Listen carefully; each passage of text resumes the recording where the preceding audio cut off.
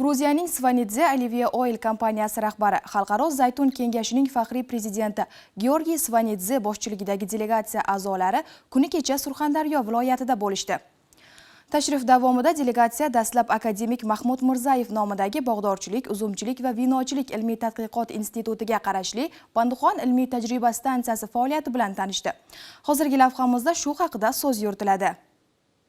Jami 532 gektar maydonni o'z ichiga olgan Bandixon ilmiy tajriba stansiyasi Qiziriq tumanidagi Bog'bonlar yurti mahallasida joylashgan bo'lib, bu yerga Gruziya davlatidan 4200 tup zaytun daraxti ko'chatlari olib kelindi. Ushbu nihollarni 6 metrga 4 metr o'lchamda ekish rejalashtirilgan. Gruziyalik delegatsiya a'zolari hamda mutaxassislar ishtirokida dastlabki zaytun daraxti ko'chatlari yerga qadaldi.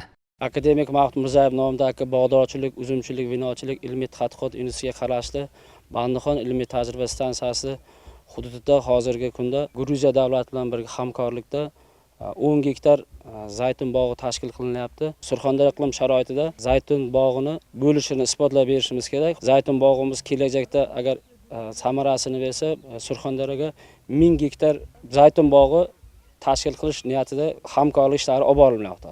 Bandixon ilmiy tajriba stansiyasi hududida zaytunning 7 ta navini sinovdan o'tkazdik.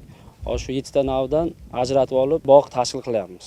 Bandixon ilmiy tajriba stansiyasida ilmiy amaliy loyiha asosida zaytunning 7 ta navi sinovdan o'tkazilmoqda. Ushbu jarayonda mutaxassislar tomonidan Surxondaryo viloyatining tuprog'i hamda iqlim sharoitiga mos bo'lgan zaytun navini tanlab olish rejalashtirilgan. Maqsad kelgusida viloyat hududida ko'plab zaytunzorlarni barpo etish hamda zaytun daraxti ko'chatlarini mazkur ilmiy tajriba stansiyasida yetishtirishni yo'lga qo'yishdan iborat.